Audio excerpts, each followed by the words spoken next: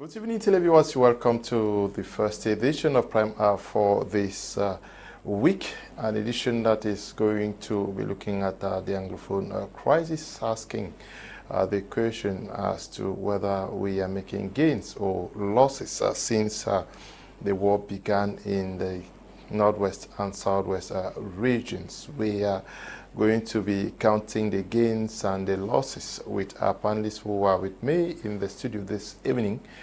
I am going to be discussing with Prof. Marc and Tony, who is a Pan-Africanist, a regular panelist on Prime Hour. Good evening, welcome. Good evening, Leo. Good evening in Cameroon. Good evening in Africa, and my fellow panelists. Those who are still to come, I also say you are welcome. I think it is a beautiful evening, and the discussions we are actually about to engage on the topic which you can see on your screen. It's a very pertinent topic: Anglophone crisis, counting gains and losses. In fact, it's going to be a nice one. We are going to be looking at what so far this crisis brought to us as Anglophones and to Cameroon as a whole. We also in the company of Weno Joseph. He is coming all the way from Boya, Southwest Regional Capital. He is the editor-in-chief of Media Africa FM. Good evening and welcome. Good evening to you, Mr. Liu. Good evening to televiewers out there and everyone who is watching us. It is always a pleasure to be on set with you as we talk to Cameroonians who are watching us from different parts of the world. We are going to be joined also in the course of this program by Fabrice Leonard, Secretary General of PAP party, and we hope that they get to join us in the course of the program so that they can also share their views on what is happening. We also hope that for Richard is going to be connecting with us via Skype to be able to participate in today's edition of the program. I start with you, Professor Marc and Tony. Your net assessment of what has happened since the start of the Anglophone crisis. Thank you, Mr. Liu, for this opportunity again. If we have to be sincere and very blatant concerning the whole issue, the crisis from its start to this particular day we are talking, looking at what we have been able to gain as a people. For example, if we have to look at from 2017 till today, because I'm using 2017 because in 2016 there were no arms. Since arms came in 2017, from then to now, what have we been able to gain? Did we gain in grounds? Those who said they were fighting for the liberation of a state that was taken hostage, have they been able to liberate it? The question remains rhetoric, but the answer are clear for everyone to see. Apart from that, how many lives have we been able to lose, or how many did we promote? You realize that we have lost over 3,000 and above lives based on statistics. And apart from that, we have children, over 500 to a million something above children who are not even schooling. Apart from that, we have hospitals that have been burned down, roads that have been destroyed, dock. We have, in fact, it has been a quagmire from 2017 to today. Nothing that we can write home with from this crisis. Every indication to tell us that we embark on the wrong path. Those who picked up arms and engaged this issue, they never had a strategy. They never had anything that they were working with. They came up, deceived young Cameroonians who were fending for themselves. I mean, those sitting in the diaspora, they came up, deceived young Cameroonians, told them stories which were fake, without any tangible pathway to success. And today we are talking about loss of lives. We have lost children. We have lost elderly ones. Jobs have gone. Just imagine CDC, that used to be the second employer in the whole nation, today is a shadow of itself. young people who had jobs, schools that were operating and functioning in the northwest and the southwest region, because that's particularly in the northwest, education used to be what used to foster the economy. In fact, used to empower the economy of the northwest region. The question is, did these particular schools keep on? No, they have been closed. Most of the students run to the francophone areas. So you claim that you were struggling to stop them from being francophonized, but you push them into the French region. That is not a gain, it's a loss. And so, Mr. Leo, I don't think there is any gain that have been achieved in this issue, only lost. That is, if we have to rephrase that topic, it should be how much lost we have been inquired, because from the beginning till now there is no gain, practically no gain. You see young people, they sit in the diaspora, they sit on Facebook, they WhatsApp, they create strategies on how to deceive young Cameroonians who are at home, and a lot of them today, as we are talking, picked up arms and entered the bushes. Okay, where we are right now, Mr. Leo, is a regrettable position. Okay, where we are from. Regrettable position. I don't know whether Weno holds same thoughts with you. What is your appreciation of what has befallen our two regions of the southwest and northwest regions? You think we have made some gains or more of losses, like he's saying? I think we're going to need to select our words very carefully here. Every human endeavor comes with some positive consequences and negative consequences. For those who probably sat for the GCE ordinary or advanced level, must have come across topics like the First World War and the Second World War. And if at all they had no question to answer, when they came to consequences of the war, they at least knew that they would be able to say people died.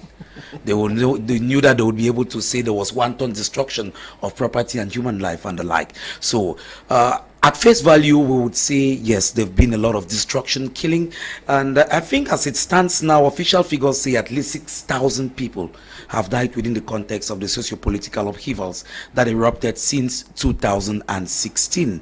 And of course, there've been wanton destruction of property in the northwest and southwest regions. It has taken us so many years backwards. Like he rightly said, my co-panelist here, he cited a number of issues which of course depict the fact that these socio-political upheavals which erupted have been more of a curse than a blessing to the two English-speaking regions of the country. When we look at the case of the second largest employer in the country after the state, like he rightly said, which today has become a shadow of itself, where people find it very difficult to even go to the plantations. We saw recently how poor farmers were attacked on their way back from one of the banana plantations that was just recently reopened, and we continue to see how people live in fear.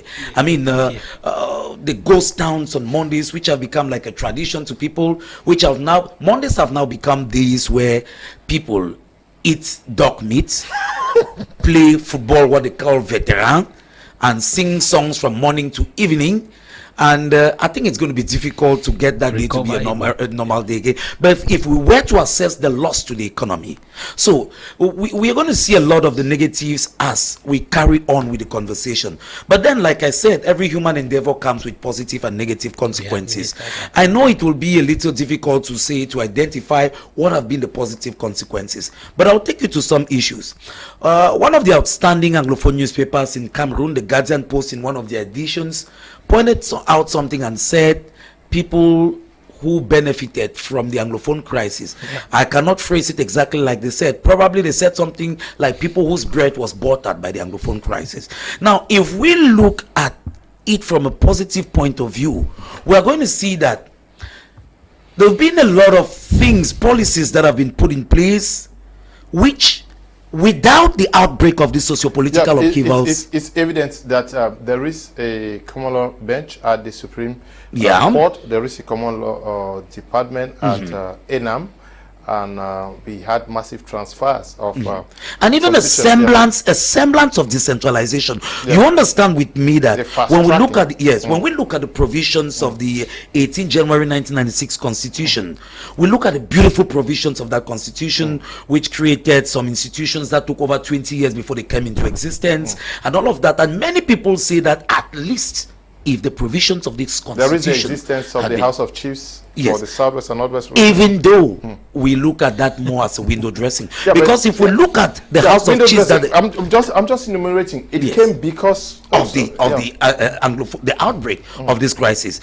and like you rightly said, at least we're seeing a semblance of the fast tracking of decentralization. We're seeing at least a semblance of bringing governance closer to the people, which were things that were all provided for in the Constitution, but we are yet to understand why it was taking over 20 years for these things that were provided for by the Constitution to be implemented. And that is why, Mr. Liu, I'm going to tell you that though it's difficult to say there were some gains, but at least when we see some of these issues that have come merely because the government now thought that, oh, at least let's address these grievances, because every now and then they're going to remind people in the Northwest and Southwest regions that the legitimate concerns which teachers and lawyers stood up for have been addressed, like Mr. Liu was pointing out some of them.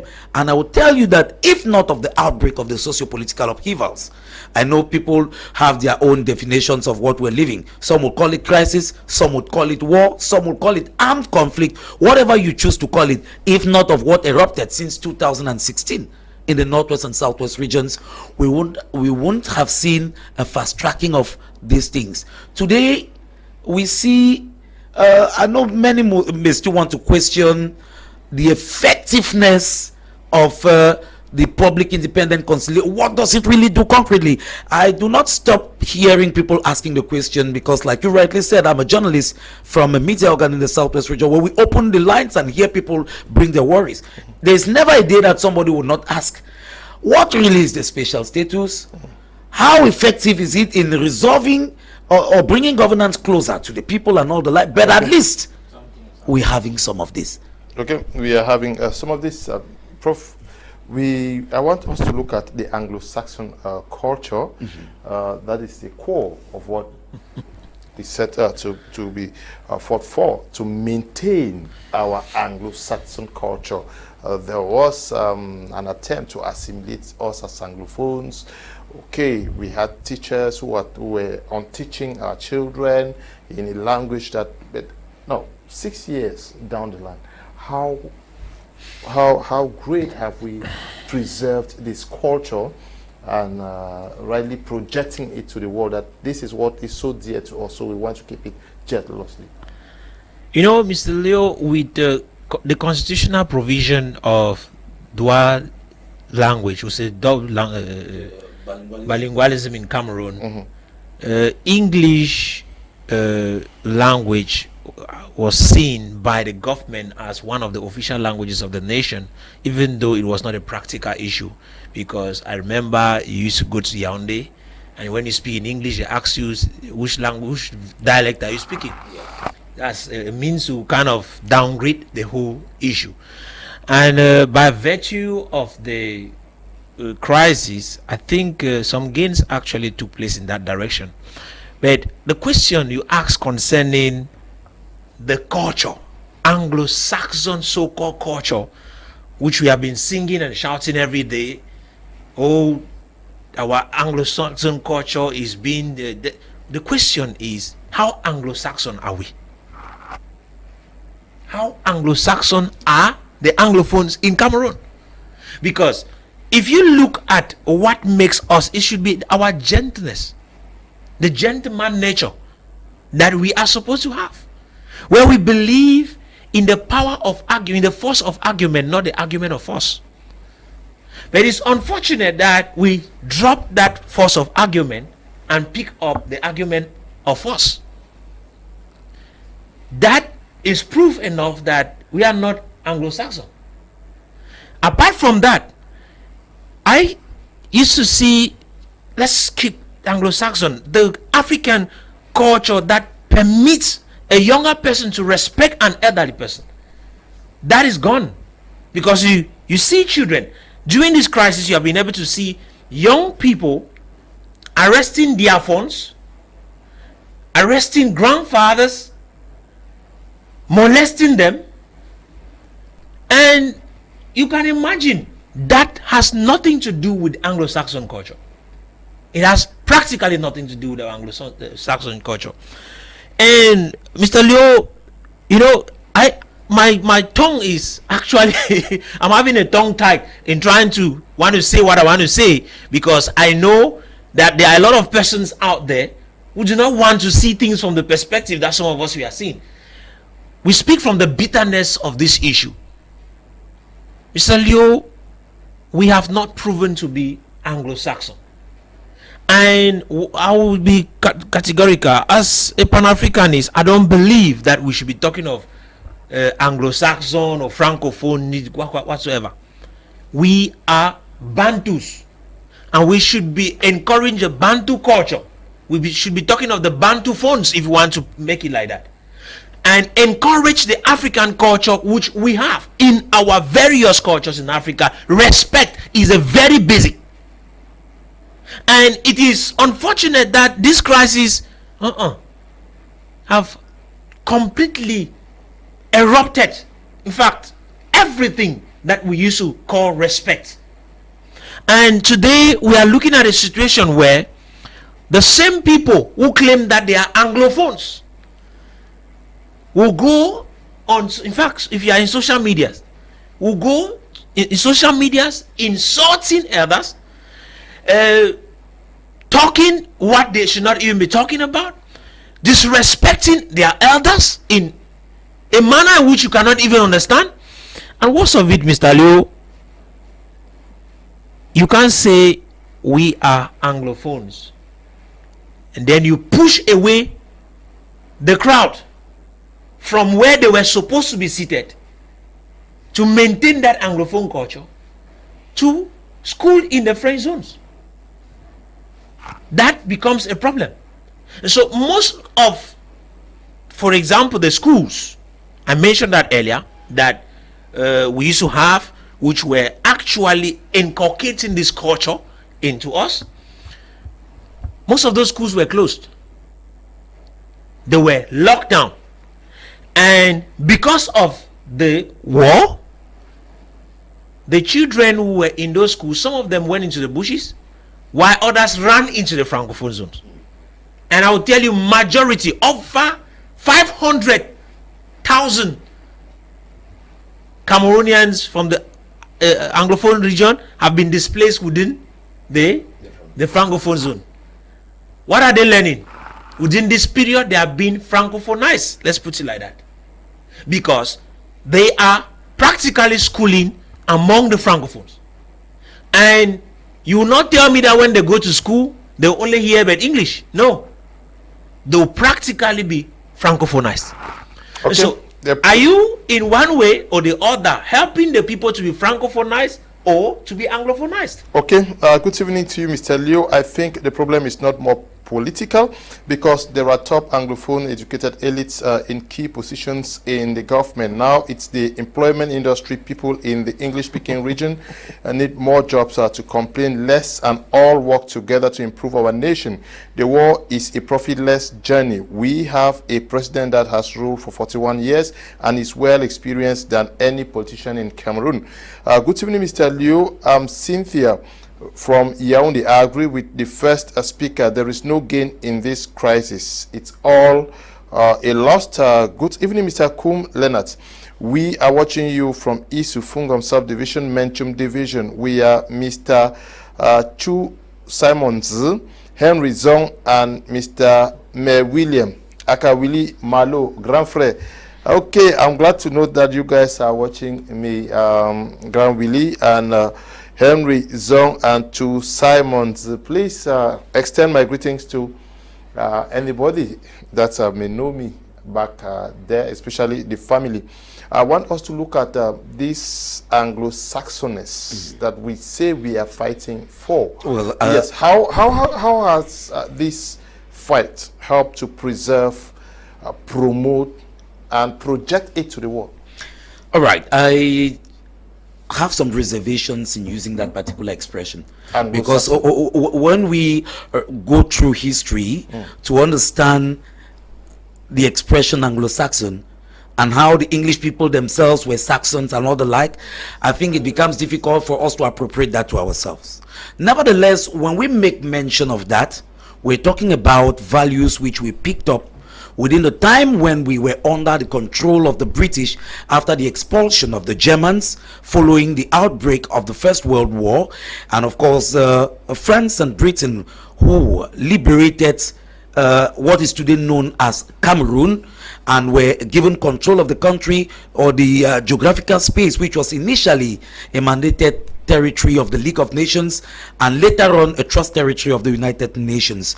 I think when we talk of our Anglo-Saxon values, we're talking about these issues which we picked up within this time frame. We cannot change history. One thing is certain, these things have happened already. I know my co-panelist, being a Pan-Africanist, will definitely talk about the Bantu values and all the like, but one thing we cannot change is the fact that with over the 40 years or thereabout, and a lot more, which we were under the control of the French and the British, and we picked up these languages. In as much as we're going to talk about Pan-Africanism and the like, why don't we promote our own languages and the like? But it's what cannot be changed is history. that our languages of I'm just building a foundation. Yes, I'm saying that is history. We cannot delete it. Yes. Yeah. All right. And now, when we talk about these Anglo-Saxon values, if you permit me the expression, we're talking about the systems of education which we acquired, which were completely different from those which our brothers in the remaining 8 regions of the country acquired. We're talking about the legal system which we acquired. And I will tell you that when you talk to legal practitioners, when you talk to jurists in the 2 English-speaking regions of the country, especially the elderly ones who look back with nostalgia at the values which they hold dearly to, the common law values. They talk about the presumption of innocence, which by virtue of the harmonization of our criminal procedure code, we see it now also implemented in Francophone Cameroon. These are the things that common law lawyers cherished and held in very high esteem. And just recently, I heard some lawyers in Boya lamenting about the fact that some of the issues they had been complaining about still prevail. We have an incident that occurred recently in which, of course, a journalist was involved in something and got remanded in custody. The matter came before a judge. The judge ruled on the matter, but the legal department invites the judge and asks why he ruled like that. And lawyers, they are uncomfortable with that. Those are the issues that we talk about. When you hear jurists, you hear legal practitioners talk about back in the days when a matter comes to court and a judge rules on the matter and that judgment has to be executed.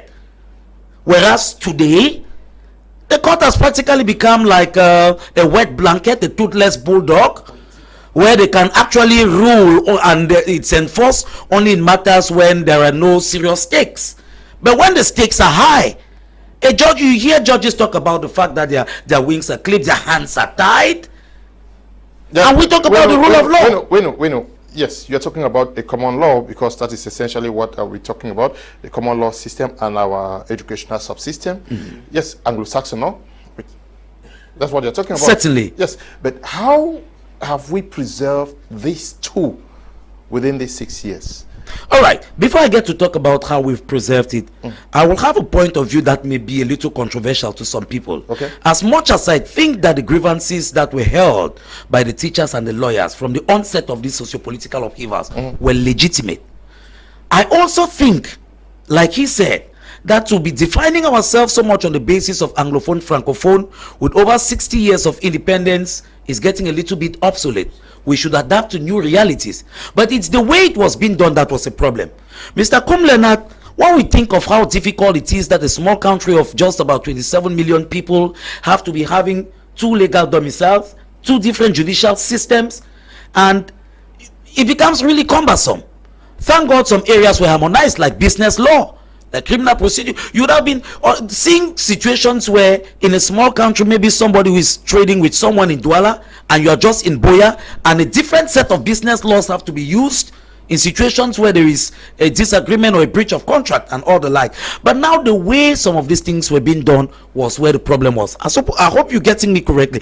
I think if there was a way for our laws to be harmonized in a way that it's not as if another one, that is a system which was obtaining in one part of the country was having prevalence over another, because that's where the real problem is. If we thought of a system of law, a way of coming out with laws that will be indigenously Cameroonian, and not something where maybe the civil law system that was obtaining in Francophone Cameroon was taking precedent, was overshadowing the system that was obtaining in Anglophone Cameroon. That is where the issue is, and that is why I think, and I say it may be controversial to some people, that I think there was actually a need that with over 60 years of independence, there should be some homogeneity, so that we think of ourselves more as Cameroonians, so that this dichotomy of Anglophone Cameroonians and Francophone Cameroonians disappears. But the problem is that while they were trying to do the harmonization, it was at the detriment of one, where one was completely being suppressed to the benefit of the other. Okay, good evening, Mr. Leo, Prof, and Joe. Kenneth in Boya. Mr. Leo, please don't keep our Joe Biden in Douala. We can't afford to stay a day in Boya without him. God bless you guys for the good job. I think the Anglophones are responsible. If today Anglophones, Saxon is suffering, is their problem. I'm Anglophone and I have suffered. Good evening, sir. The government should call for a ceasefire for peace to reign in the northwest and southwest region. Nyere is writing from Bamenda. Good evening, Mr. Liu. All your exposure that all your guests are proud of today is because of the crisis and some top two appointments in the nation. Good evening, Mr. Liu. I'm blessed, writing from Limbe. To me, as mentioned by one of the panelists, a lot of damages have been caused by the diaspora who push a kill for kill agenda but has no plan. Now, after seeing their failures, they put their tails in between their legs. No one to account for all the loss. Very poor, no gain. Good evening to all in the studio. Please, if I am a Bamileke man born in Kumba and speaks all English and not French, then the president was trying to put the Cameroons to French. Who am I marginalized or favor? Okay, Emmanuel, I'd like to react to that in a moment. Emmanuel is writing from Balangi. Good evening, Mr. Liu and the analyst. Literally, there is nothing profitable in the crisis. Rather, we've inquired many losses: human lives, natural resources like CDC, human rights like depriving children from going to school, human resources like making people lose their sanity. So many. Mr. Liu, if you ask me, I'll say we need a rethink. Manga is writing from Douala. I want us to stay within the context of Anglo-Saxon culture. You are talking about, you have not really delved into it. Now we are talking about a culture. Where do we acquire this culture? Isn't it in schools? When we don't go to school for 6 years, how do we better promote the culture that we hold dear to our lives? Yeah, Mr. Leo, that question goes back to empower what I was talking about. If you realize the so-called Anglo-Saxon culture that we are talking about today, it is an inherited colonial culture which was dumped upon us by virtue of, like we already know the history. Yeah. But what we said we were struggling to preserve from were the values that came along with it. And the only way to do that was based on the educational system that was, in fact, the educational subsystem that we had, which we call the Anglophone educational subsystem in Cameroon. This educational subsystem was one of the main reasons why the crisis started, because we had Francophones who were sent to teach Anglophone children, and they were practically finding it difficult to communicate in English. And that sparked the problem. Okay, we wanted to preserve the English values in education. That was 2016. 2017, schools were closed. In fact, schools were literally closed.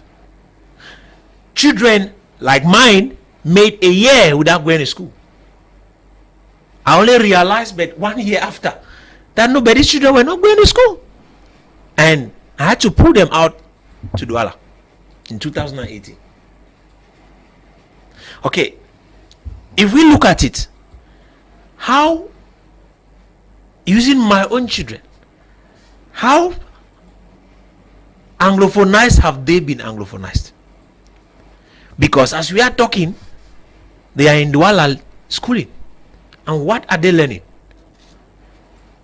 Every day they are with Francophones and they are practically being Francophonized, except that I'm the one now in the house we need to push on with enforcing these values in them. And that goes to millions of Cameroonians of the English expression from the northwest and the southwest region. Millions, I mean, children who have not been schooling, who now are schooling in the Francophone region. If you look at it, you will accept with me that the fact that schools were closed down had communicated a lot, that we wanted to kill even the culture. We wanted to kill that particular culture. Because even in Afghanistan, where war has been for close to 20 something and above years, schools are ongoing and have always been going.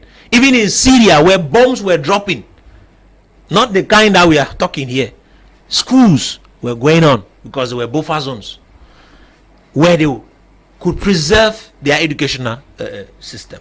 But here in Cameroon, in the Anglophone region, the northwest and the southwest regions of Cameroon, schools were closed down. Children were chopped, their fingers were chopped off when they see them going to school. Some of them were completely unwrapped. Let me use the word naked. Some of them were killed for trying to go to school. And that discouraged a lot of persons. Some of them were killed right in classrooms. You remember the Kumba incident? The question is, when all those things happen, how were we enforcing the Anglophone culture? We were destroying it. We practically told the people, let's halt this thing. And it stopped. Children can't stay without going to school. And it's unfortunate that those who declared no schools were schooling. In fact, their children are in Europe and the United States schooling, while we were here in Cameroon being the ones that were facing the burn. We allowed our children to not go to school because some crooks sat in Europe and the United States and were dictating upon us how we should live our life here in Cameroon. They were not the ones who felt the pain. You know, when I speak at times, a lot of persons think that maybe I was in Douala before. I told somebody I am also an IDP in Douala, and the person was not was shocked. I said, yes, I used to live in Ekona, and in 2018, when bullets were entering the wall of my house, I could not allow my children there to die. I had to move out with them. And remember, in 2000, that same year, my wife was shot on the stomach.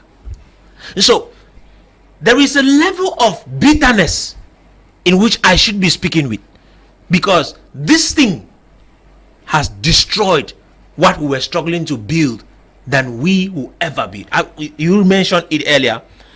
We have been carried years, more than 20 years backward. To rebuild from there is going to be something very, very difficult. Some of our brothers will say, in the midst of war, there are losses. We have to accept some losses. Yes, we do not refuse that. But at what detriment? At the detriment of who? And at what cost? Because if you are saying that and you are having some gains you can put on the ground, serious gains, then we can accept. But if we look at the whole issue, We might want to accept that because of Anglophone crisis, some ministers were appointed. Who were they? Were they part of the people who stood and said, let's fight this issue? No. These were francophonized Anglophones. Elites who had been in Yaoundé and in the government for long. You can remember, no Anglophone had ever sat in the seat of the Minister of Education before. Okay. We had one. All that. Let us get what the televiewers think about this topic. Good evening to everyone in the studio. Machitabel in Boya, mile 15. I agree with the first speaker that since the beginning of this crisis 7 years ago, now there is no gain in it. Instead, unmeasurable losses in all the domains in the country. If care is not taken, the losses will degenerate to something else.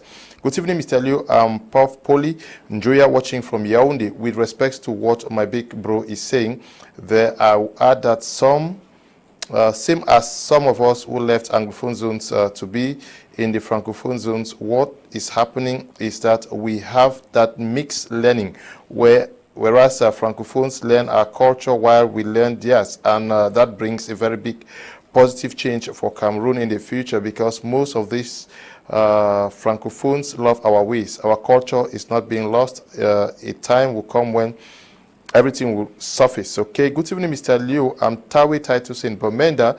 For every action, there is a reaction, and for every successful reaction, there is a product. The product of the Anglophone crisis is that the civilians are the ones suffering, while the other two parties are beneficiaries. We plead for a ceasefire from both parties so that the civilians can have peace. Okay. Good evening, Mr. Liu. It's Divine from Yaoundé. Stop calling, please. I think if the Anglophones are suffering today, is also as a result of neo-colonialist France. Good evening, Mr. Liu. The fighting is going nowhere. We need but peace, and we should better go back to how Cameroon was. Good evening, dear. The problem tabled by teachers and lawyers have not been resolved. The Teachers National Educational Forum, the Teachers National... Stop calling, please. Educational Forum, which the government promised to organize, has not been organized. Francophones are still posted to teach in all Anglo-Saxon universities. Good evening, Mr. Liu. Gains and losses from the crisis are numerous. Gains: people gain political positions such as mayors, parliamentarians, senators, etc. 2, it has helped many people to gain money and wealth from the crisis. 3, some people have gained popularity trying to gain position from the government by supporting the system. Okay. Casey is writing from Douala. Good evening, Mr. Liu. All I have to say is that there is a need to format Cameroon and rebuild it. Wazaza, writing from Kumba. Good evening, Mr. Liu. I always love your programs because they are very educative. Pastor Anya Daniel. Anya, this was a legitimate issue. We can't deny the fact that there is a problem, but our own very people approach it with a very wrong approach. Violence has never brought any good to the society. At the end of this, some people would need to apologize to the Anglophone society. This one says, good debate. Stop calling, please. We can't take a call. Good debate. Forget the language and French-speaking teachers. Some Francophones teachers speak better English than Anglophones and vice versa. Okay. Good evening, Mr. Liu. I'm Raymond Timbong, writing from Bamenda. There is serious loss in this crisis and no gains. Good evening, Mr. Liu. I always love the programs. Okay. Yes, you wanted to react? I was trying to build a point on what you threw to us to answer. Okay. Those aspects of the culture. We've talked a lot about educational system. We've talked about the common law tradition. Let me pick out something about the issue of challenging established authority. We look at the way it happens in the two English-speaking parts of the country and in the rest of the country. If we go back memory lane, history tells us clearly, irrespective of what position you hold, the rule of law stood tall. I mean, there is a culture this way in this part, the other part of the country, that is the French-speaking part of the country, down from history, where it feels like might is right. It feels like might is right. As long as, I mean, it even sounds absurd to some people to have imagined. I don't support what this thing has turned into, but from the onset the concerns were legitimate. So it sounds absurd to some people to even hear, to understand that the people could challenge established authority. And it could be challenged irrespective, but legally though, and with genuine and legitimate approaches. So that is what I'm talking about, this aspect of the Anglophone Cameroonian, that they knew that irrespective of what office you held, if policies were deemed to be obnoxious, repugnant to natural justice, good conscience and equity, they could challenge. But in another part of the country, it felt like might was right, and it sounds absurd to them that the president of the republic can say something and you want to, it sounds absurd. That is why we feel so lukewarm that provisions of the constitution can be touched, taking away presidential term limits, almost perpetuating the stay of someone in power, and it feels absurd that someone can even question that. Yeah, but Joe, you are talking about the need for a true democratic atmosphere where leadership is questioned and challenged. But within this Anglophone crisis, there is an established leadership. How tolerant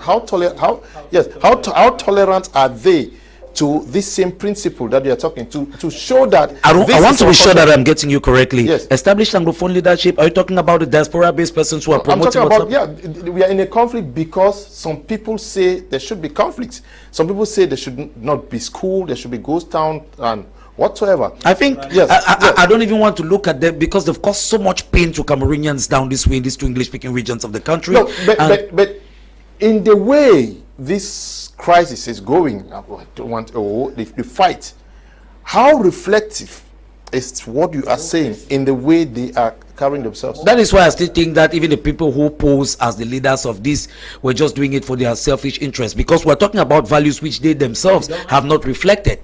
No tolerance at all.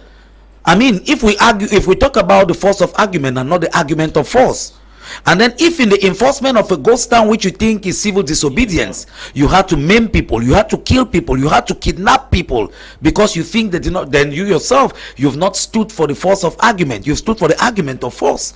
So they themselves have not been tolerant to this, and that is why I think they lost the legitimacy to be perceived as leaders. And that is why you would see that each time when we bring up issues of maybe there can be a negotiated peace and the like, some people think that those people out there cannot be their representatives. They feel like, why should they speak on my behalf? And that is why it brings us back to where we would think that maybe elites who themselves are part of the system and whom the everyday Anglophone will feel like they cannot speak on my behalf. So the leaders out there who exacerbated this to what it has become today, where there is so much loss of property, wanton killings and all the like, have lost the legitimacy, and they themselves did not in any way reflect the values which we claim to have been standing for. So I think they lost the legitimacy. Now, amongst the many worries expressed by Anglophones is the fact that there was the closing or the closure of is it the Cameroon Bank? Yes, and then we have the marketing board, we have WADA, and lots more. When you look at what is happening to PAMOL, what is happening to CDC, yes, how do we read what is happening to these existing structures? Now we are going to blame the fate of these structures like the CDC, like PAMOL, to the crisis. But I think that the government is not helping matters either. Okay. Because when you look at the nostalgia with which people look back at the early independence days, the days of the federal system, even though history tells us that we're not faring well financially, every now and then the federal government had to come to the succor of the West Cameroon government. I mean, it's clear in history. But when we look back at the nostalgia with which we held these things, when we look back at each time the issue of the Tico airport is mentioned, the case in Manfetu is mentioned, each time we go on air to talk about the fact that they've talked about the refurbishing the Tico airport, you see the way people beam with excitement to see it come back to existence. And just to say that recently in one of our interviews with the authorities out there in the Southwest region, the governor who actually went down with a team to study the place, what was said to be the refurbishment of that airport, they made it known that what the head of state had requested for, the standard required for that airport, that given the space that is there, it cannot meet that standard, and which already gives us the impression that that again was a white elephant project, that maybe it was just they just brought it up again because they know that a lot of Cameroonians have nostalgic feelings for those things. And going back to what you asked, Kum Leonard, I think that if the government is really serious about really propagating this living together, bringing to an end these socio-political upheavals that have erupted in the two English-speaking regions, they should pay attention to these things that the people hold dearly. Okay. I mean, when a part of the country, I know that the conflict, the crisis in itself was not that only of development, disproportionate appointment, it was one of identity.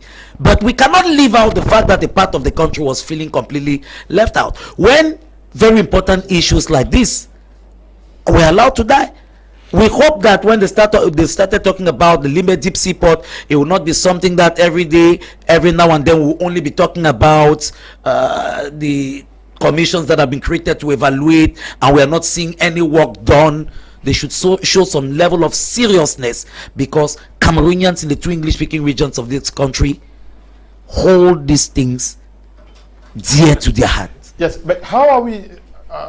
Let's assume that most of what I cited earlier on have been destroyed within the framework of the government and the existing government, and we decry and talk about them with a lot of nostalgia, the existence of the Producer Marketing Board, and yes, but we are into a crisis, a conflict, where we're not supposed to preserve, irrespective of the fact that we are fighting, preserve these things that are ours. You know, Mr. Liu, I've been asking a question. When I saw the hands, the fingers and hands of workers in the CDC chopped off, I was asking the question, what an indirect way of telling the people we don't want to see you go work there again. If you go work again, we'll kill you. So what are we struggling to do? We are struggling to kill the structure. So we might point fingers at the government. I am never a supporter of the government. I'm a critic and an upper one. But I'll be sincere in saying that if the CDC is dying today, it is the Anglophones who are killing it. We are not refusing that we need the government to come in for Seku. They need to come in. But if we start chopping the hands of our brothers who are walking in, not those who are leading, then we have a problem. We have a problem because you might be in the bush. You do not want your brother who is walking to walk. How will he be able to take care of himself? That same CDC is not a government-owned institution. Let's be sincere about that. It is not a government-owned institution. That is a private institution. And that particular institution is the second highest after the government employer in this nation. And if we go this far to kill it by ourselves, by refusing that our brothers should not go work, by burning down parts of the whole issue, chopping the hands of those who are working, and even killing some of them who are working, then we are indirectly saying that we don't want the thing to exist. So we, in this case, should be some of the persons held accountable for the destruction of that particular body. I even dare say that in light with what you're saying, the government recently has demonstrated more good faith than the persons who claim to have been fighting for the liberation of the people of the Northwest and Southwest regions. Just recently, the Director of Cabinet at Prime Minister's office, in his capacity as the chairperson of the steering committee of that presidential plan for the reconstruction and development of the Northwest and Southwest regions, that's Mr. Confiance Ebune, Balungeli Confiance Ebune, was in the southwest region, and actually we saw concrete issues that have been done. We visited a number of areas within the context of the CDC. Within the context of the reconstruction. I think it's a demonstration of good faith to some level, and so it is time for our brothers and sisters out there who got a lot of young persons to kill themselves, who got a lot of young persons to die for this cause, people who have died, lost their property, moved away. It's time for them to demonstrate good faith, because when we see the collapse of what was believed to have been an attempt by the Canadian government to come in to mediate, even though many people cried out that the government came and backed out of it, if you look at it critically, again the blame is that of the Anglophone out there in the diaspora. Yeah. So the government seemed to have demonstrated more good faith than the guys. Okay. So to conclude on what I was saying, Mr. Leo, if you realize that the whole CDC issue, the palm oil issue, who are those stopping workers from going to work? It's not the government who is stopping them from working. And as long as those palms in palm oil are not being harvested, but we've seen all those will be destroyed. Banana plantations, and banana plantations have completely been. In fact, the areas have been sold. In fact, they have the CDC had even handed over those areas to FACO chiefs, and that is not all most of the areas. If you remember, I used to go to Munya. Munya used to have plantation. It has part of it. Part of it had been Upper Munya. Had already been handed over to the Munya chief, and those areas have been sold. Come down to Tiko Douala Road. The whole of that area of banana there had been handed over, and those areas have been sold. So the question is, are we killing it, or we are trying to improve it? And so at the end of the day, Mr. Leo, let's be sincere with ourselves. We are using our own hands to destroy ourselves, and the intolerance of this our brothers is one of the issues. Like you rightly asked our brother there, if we look at the intolerance of these guys, and then you want to compare the severity of the government on issues, you realize that our own brothers are more intolerant than even the government. There is no democracy in this issue. Yes, they will tell you during war there's no democracy, there's dictatorship. But I'm certain that this thing, we are not supposed, if we want to be protected, and if we want to protect our people, we need to protect them, not to kill them. Okay. We are just been joined by Tamai Jarvis, sitting in for Richard, who is not going to make it for today's edition of the program. Yes, we are looking at the Anglo-Saxon culture on the things that we hold dear as Anglophones and how they have been better preserved or promoted. Can we say that, okay, Anglophone culture, there is the creation of the Bilingualism Commission, it is helping us to preserve our cultures, and when you look at the way our traditional authorities, institutions have been handled, how better has the respective cultures of the communities that span the northwest and southwest regions, how have they been better managed? Yeah. From a cultural perspective, I'll start from the cultural perspective. I think we are 50 years backward now from where we are now as we were in terms of preservation of culture and tradition. You remember that in some area, I'll take the southwest region for example. In Meme division, there's always they usually organize the Bakundu festival, and that festival always take place I think early December every year. I've covered that festival since when I was a student journalist until before the crisis actually erupted. You see that festival is no more. Because of the advent of the crisis. So you count how many years we have not had that festival.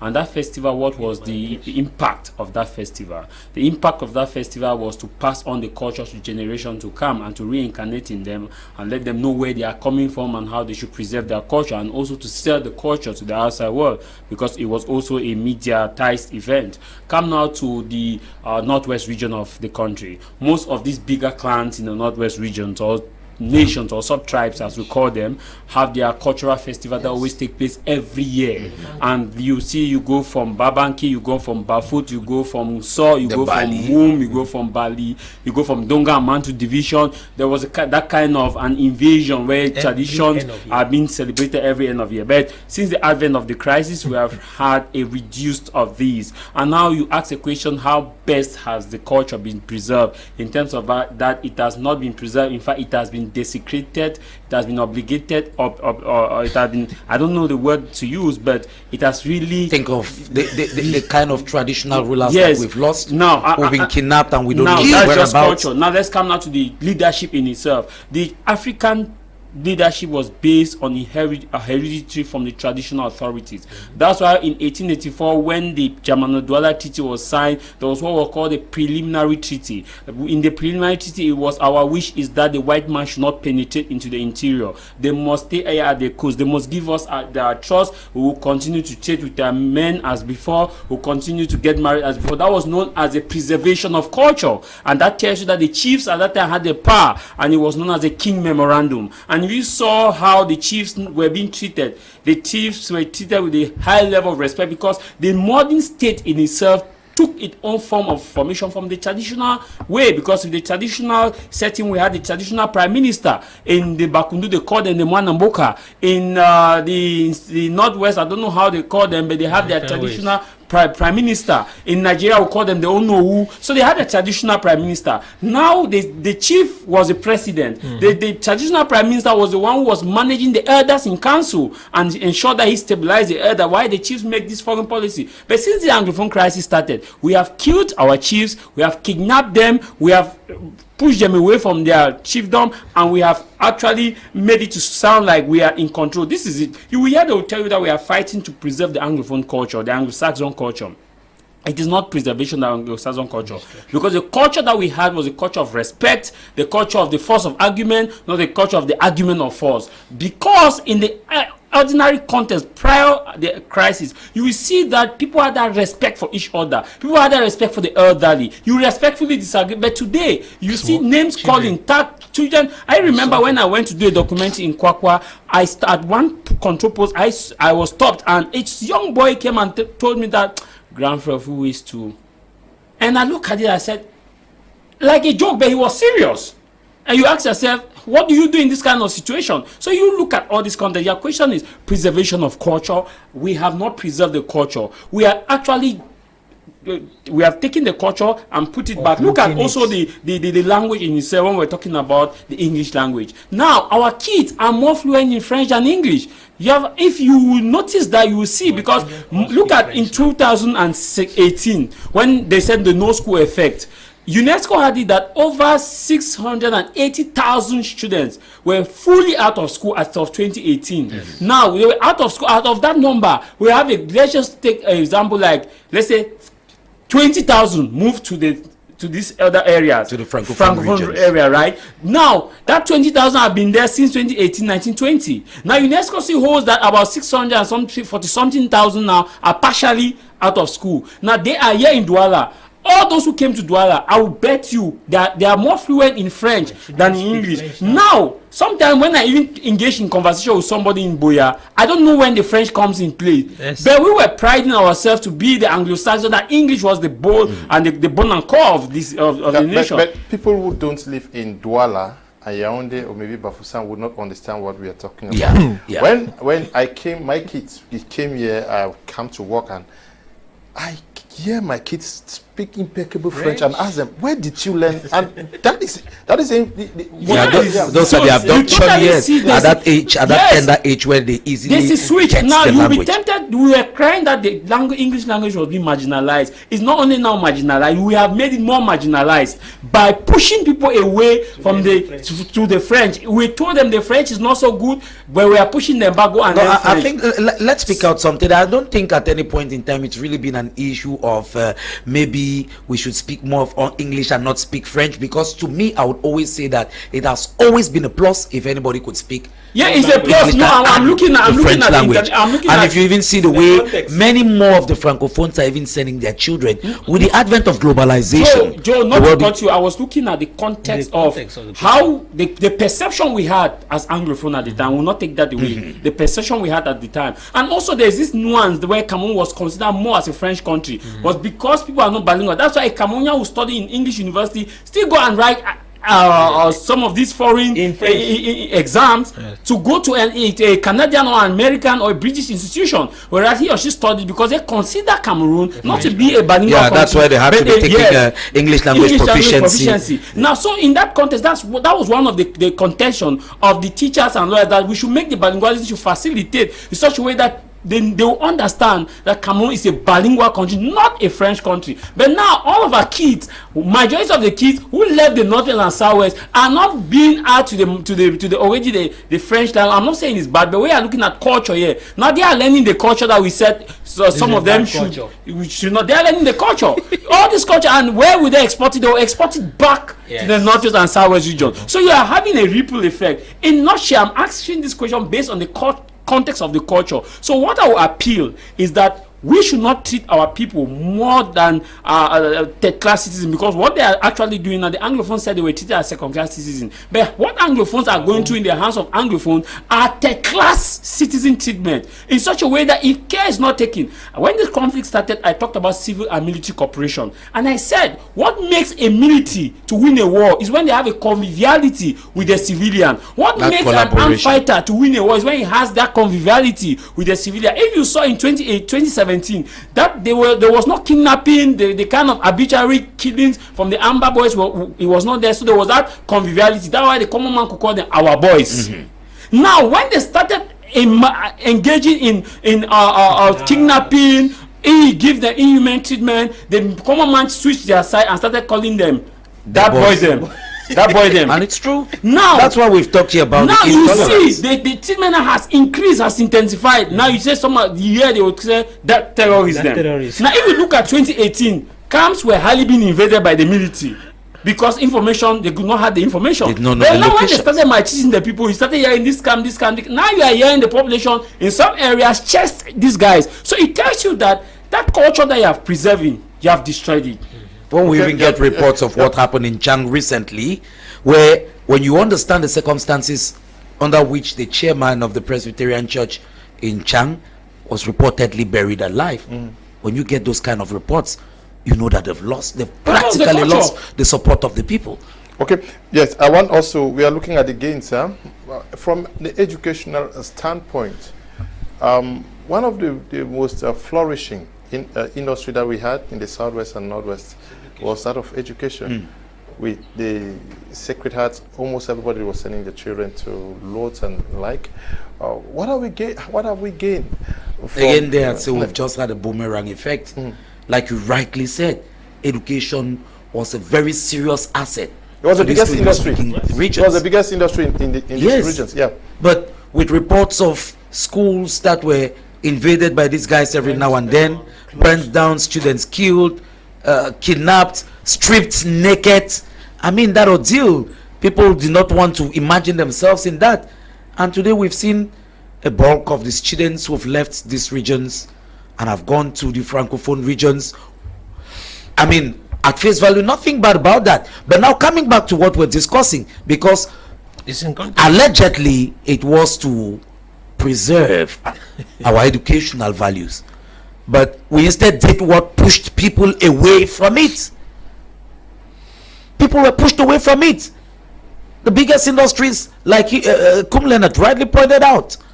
If we look at the northwest regions, these schools that stood out tall, but we were hearing the number of students who were registering for the GCE ordinary and advanced level. Well, I mean, those who were going for secretariat studies or for the secretariat duties in the GCE board after the GCE. There were some schools when you know you fall on progressive, you know that the whole of that day just to compile the scripts and all the like, because these were schools. But you need to see the numbers now, how they've dwindled down. So it's just been a boomerang effect, the opposite of what they had intended to achieve. True. Yes, but have we not also, when you look at these schools that have been closed in the northwest and southwest regions with the intention to stop children from going to school, we've seen these schools mushrooming. From Yaoundé, Douala, almost all of the schools have been replicated this way. What does it tell for our future? Okay. Because people were yearning to go to these regions to acquire this knowledge now and culture. Today it exists on this part. Maybe before Prof comes in. Remember even that there were attempts of creating an annex UB in Akumbom, which was seriously. Maybe before you come in, I just want to point out something very clearly. When we talk about these Anglophone schools, it was not just the fact that in the classrooms, the lectures, the lessons were dished out in the English language. It's about where the schools were located, the context. That is why you're going to see something that is known as immersion program. Those who who studied bilingual letters in the University of Yaoundé, those who studied English and French in the University of Boya, around their final year, the ones this way would go to Yaoundé, the ones in Yaoundé will come this way, because learning, maybe when we're talking about our Anglo-Saxon culture, was not just about the fact that the lessons were taught in English. The culture came along. But when you take that school and implant it in Yaoundé, in Douala, it's not just about that lesson that is dished out in the class. The surrounding environment, they miss out on that. So yeah, but somebody says that, Mr. Leo, you guys are saying that the boys did this, but Atanganji boys were the ones doing all these bad jobs. Mr. Fru is writing from Mancon. Are we saying that Atanganji boys killed the CDC workers? Let's forget about that. I think that's an excuse that they try to bring up. Let us be frank with ourselves. If indeed there were some other group of persons who were impersonating the Amber Boys and committing atrocities in the name of the Amber Boys, then it would have been their place to vindicate themselves. But if they had that power that they claimed they had, then go and bring these guys, like you were killing soldiers and putting their videos and showing that these are soldiers that you've killed, like War Booty. You would have loved to see those videos, that these are the guys who are committing atrocities and claiming that we are the ones. Let me use the expression as they say that Tanganji boys. Why did they arrest them? Can you bring me back that question, because you have... No, we're talking about education. Yes. In relation to the fact that education within the Northwest and the Southwest was actually the industry that was actually bringing the economic, if I was giving an economic stability in those areas. When we look at the economic value of the displacement of these schools from the Northwest, Southwest to maybe you come to Douala, I think now there's a PCC in Bonaberi, PCSS here in Bonaberi. You have there's one behind here, PSS, Bonamusa is somewhere behind here. So just imagine Garlic University, all those things. So you have various the displacement of these schools was in order to be able to get back these Anglophones from the different areas where they have gone to. But let me be sincere. The economic importance of these children being back in those areas, that's what we lost. So we have a very big economic loss in this particular area, because like we mentioned, it was the highest industry in the Northwest and the Southwest. And if that was the biggest industry, then what are we gaining if we have lost what was giving us economic strength? We have lost the schools. Now you have schools in Yaoundé, which you could never have them before. You have them in Douala, which you never had them before. Everybody in these areas and in the Southwest and the Yaoundé used to look for ways to send their children to Sacred Heart, to Sase, to you can send BHS. You had these big names, Progressive, where children were all rushing to those schools. Ministers were sending their children to go to school in those areas. But the question today is, where is that money going to? It's ending here in Yaoundé. It's ending over there in Douala. So, question: how have we taken advantage of the crisis to empower our economy?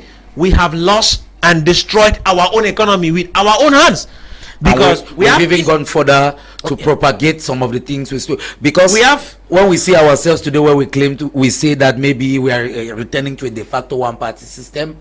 it has all been as a result of the crisis. So because the ruling CPDM has again made yes, gains from it, while the parties that could speak for the Anglophones, that's the political gain, that's the political loss also. Okay, look at it, Mr. Leo. When you take the political aspect of it, you get to realize that in, let's say, before the crisis, we just had a Senate election. Before the crisis, the SDF alone had about 8 different senators coming from the northwest and back from the west. And question, how many do they have now? 0, because CPDM had 70 on 70 all over the territory. In the northwest, it was impossible. But if now that is what is happening, then there's something we have lost. But we are going to say that no, that was a kind of we do not want parties from these areas to be involved in that house. But that is not good for the people. Okay. Just go ahead. There's something that you raised about this education. I just want to add in terms of what we have gained and what we have not gained. The education side of it, the house rent was an issue, because if you look at education, schools actually developed a lot of areas in the northwest and southwest region. Let me give you an instance, like Ekona, where GBHS Ekona is located, when they sent the school there, because remember that most of the Ekona used to come to either Muyuka or Munya at the time. Now when Ekona was open, a government bilingual secondary school was open in Ekona, that environment, hostels, they constructed hostels in that environment. Now roads were not open in that environment. Now students who actually were coming to Moya were no longer coming, but Ekona was having a boomerang effect. Moved to Bombe Bakundu. Bombe Bakundu used to be noted just for the fact that they didn't have electricity. Now when they opened the GSS Bombe Bakundu, that was close to in 2000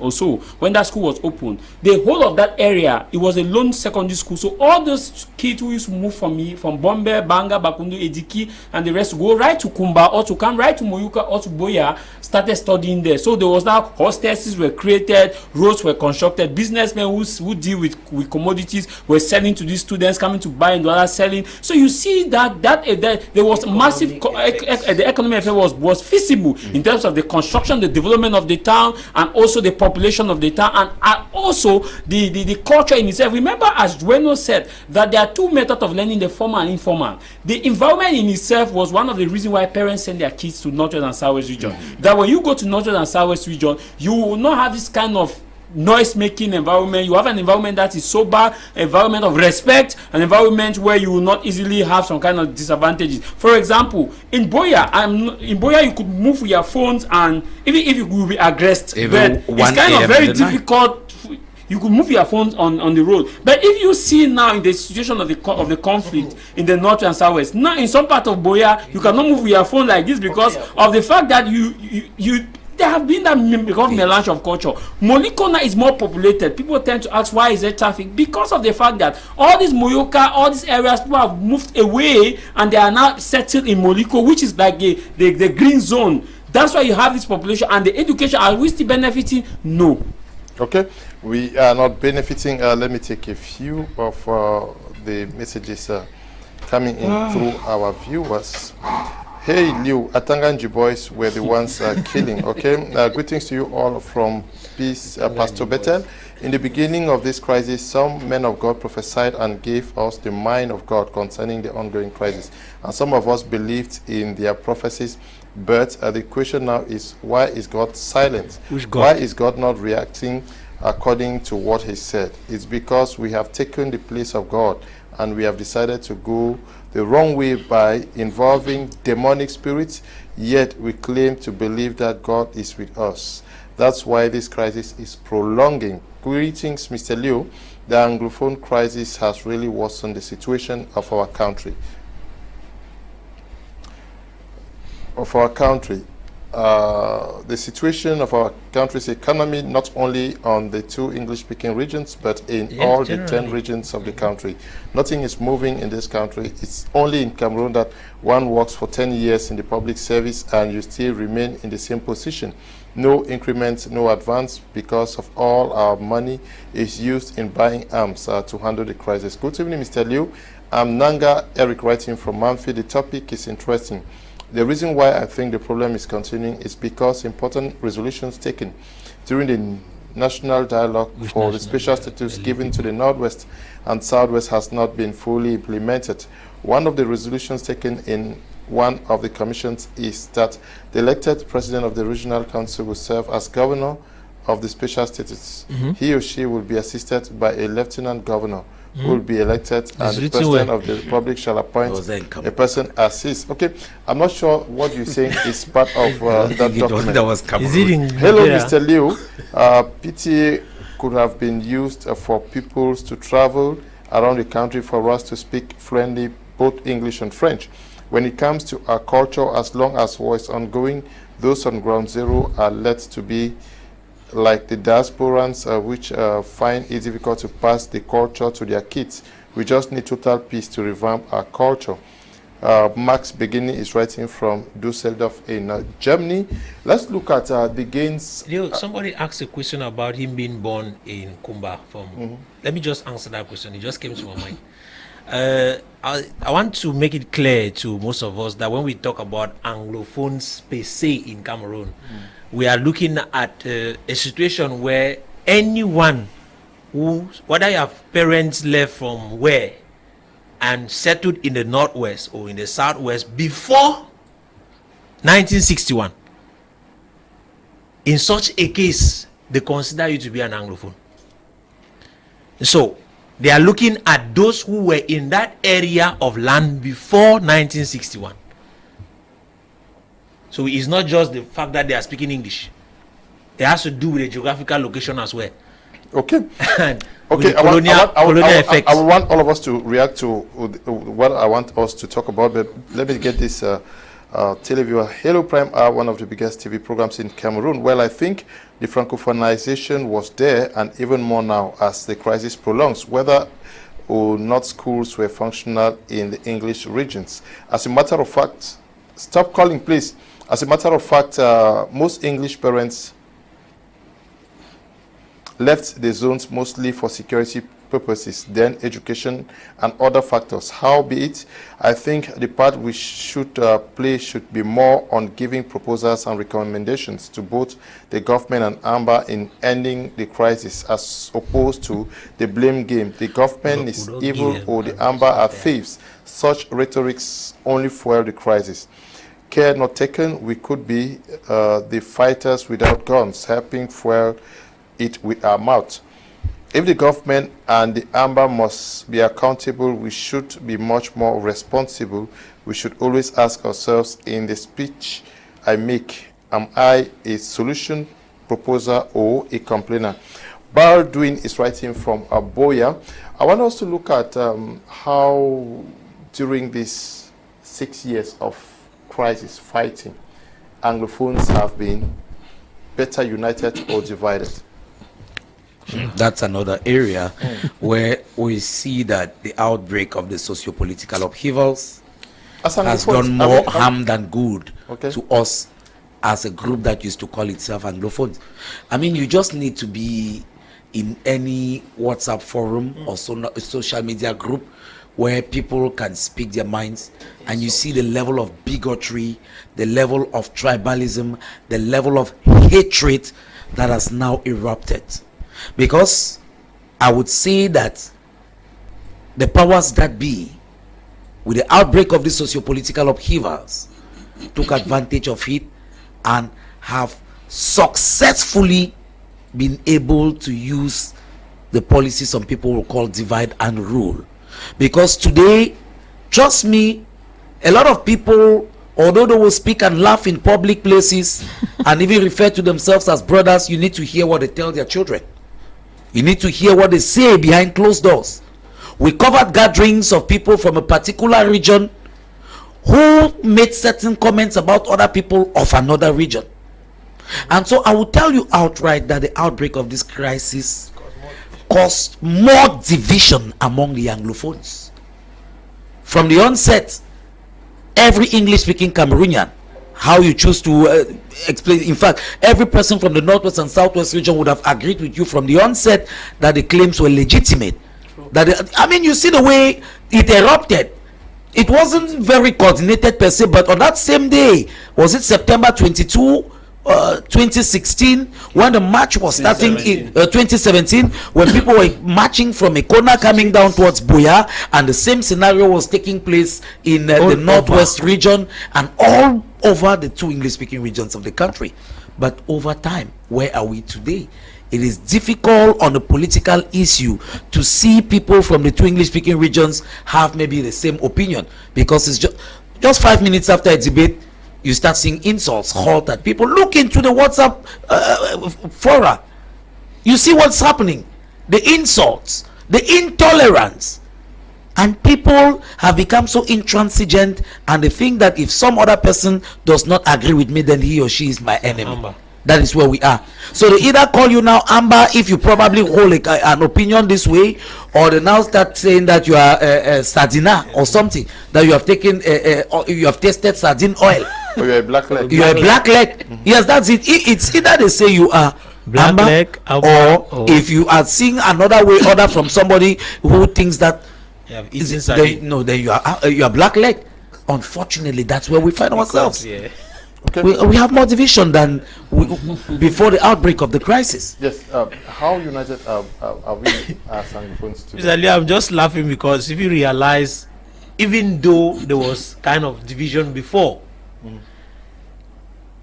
the way it is now, you can literally feel it.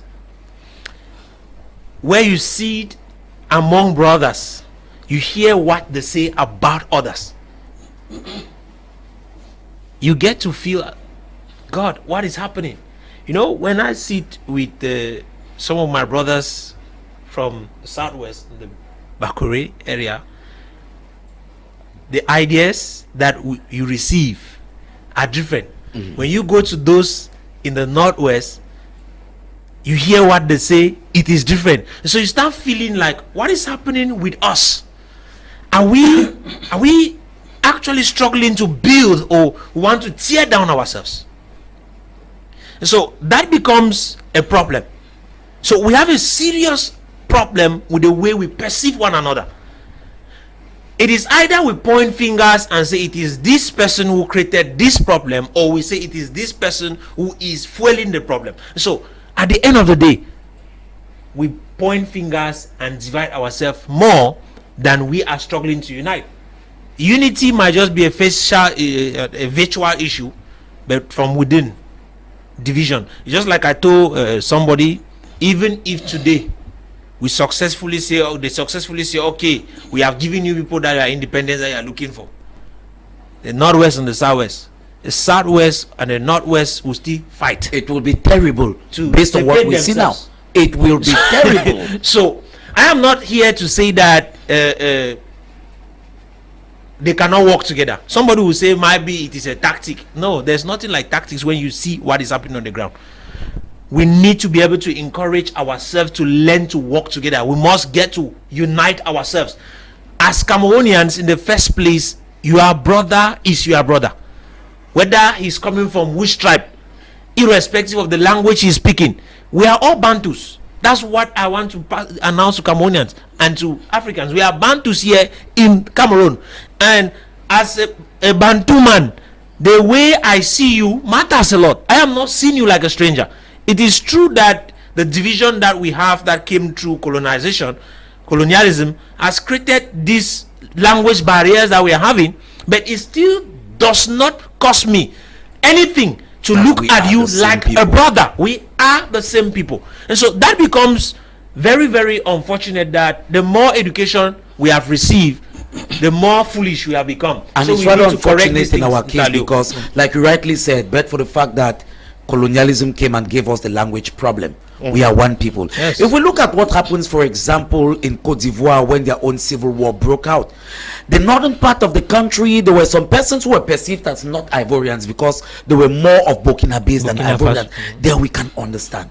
If we look at what is happening in Congo, the Banyamulenge are perceived more as Rwandans who, as a result of the genocide, came into Congo, and the Congolese perceive them as the ones fomenting trouble in their country now. Yeah, but in our case, we are children of one ancestral land, and we are unable to see eye to eye. I seize this opportunity now to call on the powers that be. I don't know if it's going to be through the commission they created and called the bilingualism and multiculturalism. There is a lot of work, because the bitterness that is now taking place, if we are not careful, after what we call the Anglophone crisis, now something else will happen.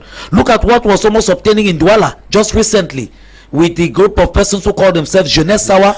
Thank God the city mayor of Douala was able to act swiftly. If we are not careful, what will erupt in a not distant time from now will be terrible, because when we begin to have this bitterness amongst us, Rwanda was just in 1994. Let's learn from that. Yes, I think Charles Dickens, in his book titled A Tale of Two Cities, published in 1859, those who may have had the privilege to read the book, or those who may want to still read the book, it's a very good book, and I want people to get rid of it. I'll get a copy of it. A Tale of Two Cities, which he talked about at the time he was describing the French Revolution, and he said there was a time, there was a time, a good time, and the worst of time. It was an epoch of disbelief and an epoch of belief. It was a moment of wisdom and a moment of foolishness, and also it was a spring of hope and a winter of despair.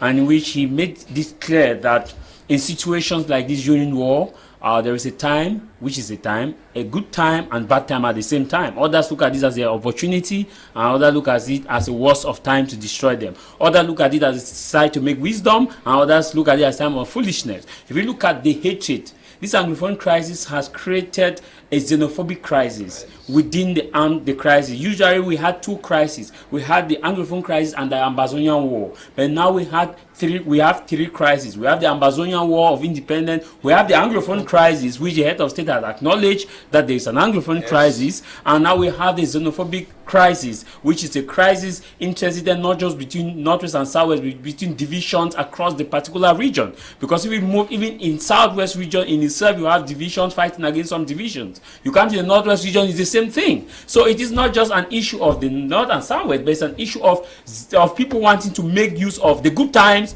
and the bad times. Someone to just say, okay, we are advantageous that we have the good people and we have the bad people. For far too long, we have been playing politics across tribal bases, and no politics built on tribal line is doomed to succeed. No development can actually come from tribal lines. When we look at this crisis, it has further, in fact, it has made us to be parallel towards each other. This is not who we were in 2014, 2015, and 2013 or before. Yeah. If you look at before, I heard somebody made mention during the race, Mount Cameroon race, that it was a certain people that it should not be called the Mount Cameroon race, or it should be called this race of hope. I don't want to use the word this race of hope. It tells you that people are bitter, and the bitterness is because the Bilingualism Commission is not doing its job.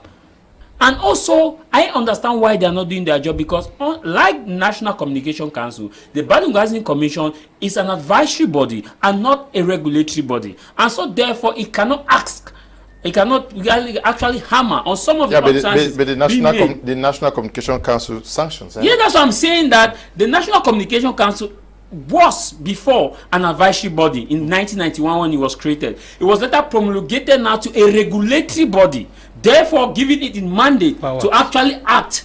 But now the Bilingualism Commission is now an advisory body, not a regulatory body. Because if it is a regulatory body, it has the mandate to actually sanction, to actually take independent decisions, as the National Communication actually do. So you see, that's why we get the power. That's why people make xenophobic utterances and get away with it, because our laws, the Bilingualism Commission, which was supposed to say, hey, we are probing this person, but they just issue an advice. Where dear Cameroonians, don't do this. Where dear government, we advise that you take this road. But if it is given the status like the National Communication Council, I believe that we see top people, top leaders, political leaders across both regions using xenophobic statement, campaigning on the pretext of xenophobia. And I ask myself that, what are we building? Because we cannot build a nation on xenophobia. What I would like, this is the irony of it. You see a man in this region A get married to a woman in region B, both of them are having kids together, sleeping together. When it comes to the intimacy, they don't say you are from this region, you are from this region.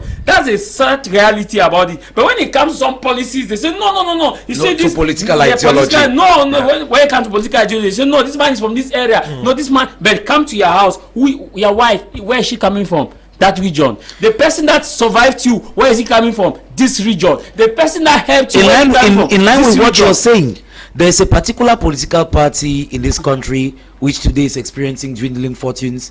They have successfully labeled that, demonized that party, and labeled it like a party of a particular region and a particular tribe. And that's why even during elections, when they go to campaign somewhere, it suffices for somebody to just go on the ground and say, you are attending rally of this party of this region. You get a problem. Yes. Yeah, but away from that, even from the fighting Anglophones, I'm talking about the separatist camp. How united are they? That is the worst. Because if you look at when it was first handed at the level of the consortium. I want us to do a comparative analysis with different revolutions, fights that we have seen across Africa, where we have a central command chain. Go to the Nigerian Biafra Civil War, which started in that was in 1967 and ended in 70. Yeah, they had a consistent chain of command. They did not have this kind of segregation that we have. And the only challenge they had in terms of what we were told that they didn't have food. Go to even what is happening now in M23, the center in Democratic Republic of Congo. They have a state command. Even go to the other democratic forces which operate still in Congo, ADF that operates still in Congo. They have a state command. Go to Colombia, the FARC rebels. They did not have this kind of massive divisions that we have, that people come on the social platform, insult one another, run down one another. So if you see the division that we are talking about, even in the government bench in itself, we have the surrogate where a minister tells you this one tells you something else. South Sudan is the same thing. The reason that's happening is because of what I had described in 2017 as personalism. It's a concept that I brought up. Personalism is when you put up a show like you are fighting for the general interest of which you are fighting for your pocket. That's person. So you act like you are fighting for the interest of the people, but when you are fighting for your pocket. And this division is coming because of the fact that we are looking at it from a monetary perspective. And if you look at they were not fighting across the patriotic lines.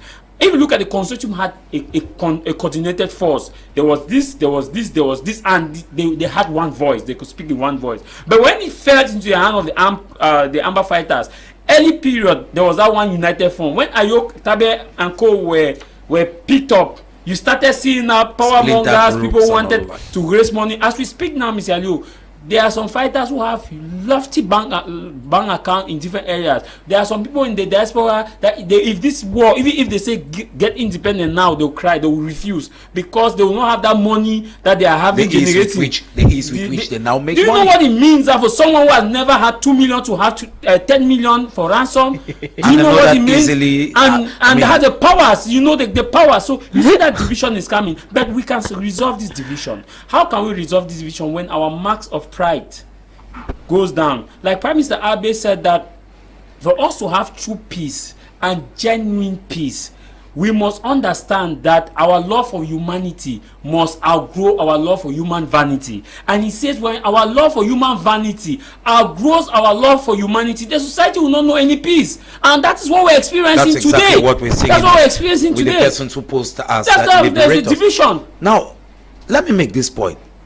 There is complete division amongst the person. In fact, I don't even think that they even see eye to eye again on anything. It suffices for one person say Ayabacho to get up and say something, and the next day another person is completely taking time to maybe do a video, yes, to wash him down completely. And now, what does this tell us? I want to look at something positive from this. The government itself should look at this to see that it was not a planned rebellion, because I've seen some people speaking from the onset that when we see this, we realize that even when they were clamoring for the return to federalism, it's because they had intentions to eventually stand up and try to seize it. No, When we look at the way this thing erupted in 2016, from the general protest to giant catapults to sticks, dame guns, before we started seeing Kalashnikov, you see that there was no plan from the onset that they were going to rebel to secede. The government should take note of that. It was also the intransigence of the government from the onset that got this thing to escalate to the level in which we are. And that is why the persons themselves did not manage it well. And today, like you said, if I were to borrow your concept, people started coming in front for their personal reasons and not for any general interest. No general interest. So people were fighting for their pockets to see how they can go and raise funds and live better lives, while young people were going to kill themselves, thinking, like they were saying from the onset, that the UN will come in, or some country somewhere will come in. That Russia. It's rather unfortunate. The crisis has taken us so many years backwards. Okay, the crisis has taken us so many years backward. That is what the editor-in-chief of Media Freak Radio says. Mr. Liu, there is a game behind this crisis. As someone just mentioned about Tanganji boys, there are the people who don't want the crisis to end, because that's where they enrich themselves. Fai is writing from UK. In Moyuka, good evening to you, Fai. Good evening, Mr. Liu. The whole system is failing. Everyone is struggling to hold to par. Good evening to you. I pity all those who are being used to destroy their own home because of the promise of a better political office. An enemy does not come from outside but in the house. Let's start praying for 2025, because all what is happening is a foundation. Evening to the panel, I pity, okay. Good evening, sir. I'm Chair Lazarus from Yaoundé. I want to appreciate you for the current topic. The truth, stop calling please. The truth here is that there is a serious squabble going on between Anglophones. In 2019, Kum and Bafmeng, being neighboring villages, nearly went into an intertribal war because of the so-called Ambazonian War. Let's all see ourselves as Cameroonians. As one of your panels has said, even if Anglophones become independent today, the division will still continue. Good evening to you, Walters, one of the biggest fans of Prime R out there in Tole, and to the Prime R fan club out there in Tole. We are grateful for what you guys are doing for the house, to uphold the house out there. We are looking at, we have just, 10 more minutes to go. I want us to look at the aspect of the infrastructure in our villages, in our cities. Should I start with you? No, with me. Okay, with you. All right. Yes. What is a picture you have of the northwest and the southwest when you go down there? Because I know you frequent Babanki, your village. Yeah. Mr. Leo, it is rather unfortunate that when you enter Bamenda, which we used to love going to, it has become a shadow of itself. A city that used to be well, in fact, if you want to talk of structures, good roads, in fact, you go there now, around the city of Bamenda, there are no roads. I mean, in the city of Bamenda. Why? When tires were burned on the tar, what happened is it destroyed the tar. And as time progressed, the thing wears out and falls out.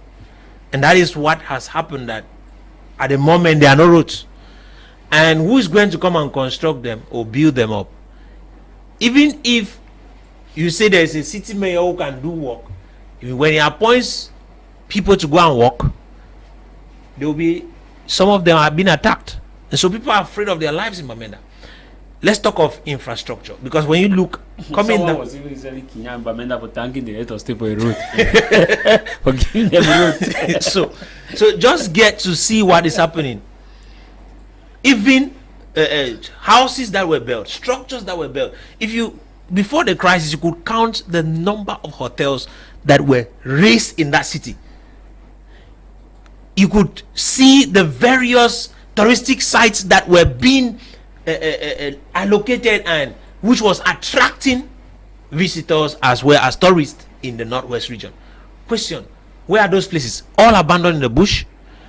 And worst part of it, the houses that were there had been destroyed. Some of them have been burned down, some of them destroyed, and then it has pushed a lot of persons from building.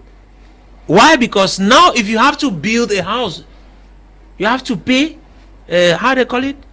There's a certain amount of money you pay before you build your house. You pay to who? Okay. You pay to the people who say they are the ones controlling the city. In fact, the various areas, there is a particular amount of money you need to give before you can build. If you don't give it, you will not build. And so the question is, who is going to do that? At the end, it has actually reduced the number of persons who are willing to construct their homes in that region. At least when you come to Boya and Limbe, you can see that the city is fast growing. No, let me tell you about Boya. You talk about it. You see that there is a fast kind of growth there. But if you go out, Ekona, you move Kumba, you discover that the same thing that is in Bamenda is happening in those areas too. Certainly. So we have a situation where the level of development which our people were ready to actually move forward in developing their areas, because I will tell you, when you go to the northwest, not what the government can do for them, it is what the people can do for themselves. Well, I think even in the southwest region. And so the people had been fighting and willing to be able to construct their own cities. But today, it is not the same story. We heard of the reconstruction project. I remember last time we spoke about that, and I made mention here that that was a premature body that was created. Even though I think recently they have started doing some fruits. We saw Balungeli Confiance Ebune recently on the ground. You mentioned that earlier. What I want to say at least we are beginning to see the fruits. In the northwest region, as we are talking, I am talking and I'm struggling to give credit to the northwest region. At the moment, the city and the area is under a search, and I am afraid that we are being abandoned to ourselves, and that is a problem on its own. If the people cannot raise their voices because of the fear of what Amber will do, and at the same time the government has no say in pushing them to put things in order, then the people have been abandoned to themselves, and that's where there is a problem, and that has limited construction. Which industries have you seen that have been carried to those areas? They are not. So we have actually gotten to a place where we are struggling to build the city by ourselves. So I think it is very, very important that we abandon this path that we have taken. I think those who stood to fight, let them rethink their strategy and think wisely, because the wisdom permits that when you discover something is not working, you should think over it and take a path which permits you to reconstruct. We cannot keep on doing the same thing over and over and expecting different results. That's a big definition for a fool. If you keep doing the same thing continuously and expecting different results, then you are a fool. I think the northwest and the southwest regions have had similar problems in terms of infrastructure. Okay. We thank God that at least in the urban centers now, Boya, Limbe, Tiko, there is a semblance of return to normalcy. That is why even recently we saw the steering committee of that presidential plan coming to evaluate to see what they've done so far, because at least some level of work has been able to be done. But the damage was enormous. Before even going to the hinterlands, where we will never be able to assess the full gravity of this problem. Look at just Boya, which we still call an urban center. Just go up when you're going towards from Mutengene up to mile 14. You see a structure that was constructed and a filling station, which is almost now like that's where the military do their routine controls. Think of, and we know that business is done very much by loans and all the like. Think of the loans that these individuals took to set up the structures, those hotels. Go down towards mile 16 and see what was known as the shopping mall, which was already bringing a different impetus to the city of Boya, and it faded into oblivion. think of the loans that individuals took to erect these structures. Around my 14 Dibanda, there is a brown-story building which is almost now like a military base. They even hoist a flag there, and you see bullet holes there. They say when fire dies down, the ashes stay behind to bear testimony. That house has become, we always pass and we look at the bullet holes to remind us that it was serious here in Boya. I'm just citing a few cases the there. My 16 was completely taken over by the military. Yeah, but it's completely abandoned. Yeah. Mr. Yo, I think in as much as we are saying this, but we should also bear in mind that the government still has a lot of things to do. Because what we are talking about is winning the war, but not winning the peace. The peace. What is relevant, it should be winning the peace. Because even if the guns stop, the peace has not been won. Yes. So what we need and what we are saying here is that in as much as we are condemning some of the excesses, but the government should show good faith, because development will come with good faith. In as much as even if the guns die down, what about the people who have had loans and who cannot be able to pay? So it's all about winning the peace. When you win the peace, and how do you win the peace? You win the peace by being honest, by being fair. We saw in Kenya just of recent where the Department of Secret Service, DCI, published photos of people who were protesting last week Sunday and Monday, and some of the photos were old pictures. They came and apologized, and they came and apologized in some areas that they used excessive force. It was an apology. So what winning the peace comes with acceptance that, okay, yes, there is a conflict. President Biya accepted that there is a crisis, that there is an Anglophone problem. Now we need to pipe down the surrogate from the government side, the surrogate from the armed side, need to pipe down the directorate and see how we engage our people in peace. I say this, that the government can resolve its Anglophone problem without sitting on a table for dialogue, by meeting to what the Anglophones need. First of all, put people together. The next thing is identify their need. What are their needs? The ordinary man in Northwest and Southwest region want PEAC, peace. He doesn't want system, depending on whatever system of let me read it. I will keep writing even though you don't read my messages. And for me, Edwin is writing from Bamenda, and for me, let me read your message. Good evening, Mr. Leo. I want to differ, I don't know, with Prof. Marc Anthony concerning structures. Yes, I agree with him concerning roads. We don't have roads any longer, but private individuals are constructing beautiful houses now than before. Yes, just go on. Yeah, I was saying that we need the peace. We need to identify what are the things, and the Anglophone need Mention 4 to be constructed. Tell the Anglophones that I will provide you Mention 4. You talk about the Limbe Deep Sea Port. You talk about the Tico Airport. We are not seeing feasibilities. Do concrete things, and the Anglophone themselves will chase the armed fighters away. Because if you keep living in oblivion, look at the special status. Look at also the we were told that the president of regional assembly is a CEO of the region. When shall the governor of the Northeast and Southwest region hand over authorities to these elected officials as mandated by the special status, which is enshrined now in our up-to-date constitution? Yeah, but does the special status say the governor should? No, they will say that they are chief executive officer of the region. Well, on issues of development, and having autonomy to decide what projects can be undertaken. Yeah, but they don't have this autonomy. We're talking about the autonomy. They don't have it. To an extent, I would say they don't have Jarvis is right, because it's not to an extent they don't have it. Let me make a point. The recent meeting of the Southwest Regional Assembly, where we saw how long it took for the governor to arrive before they could begin,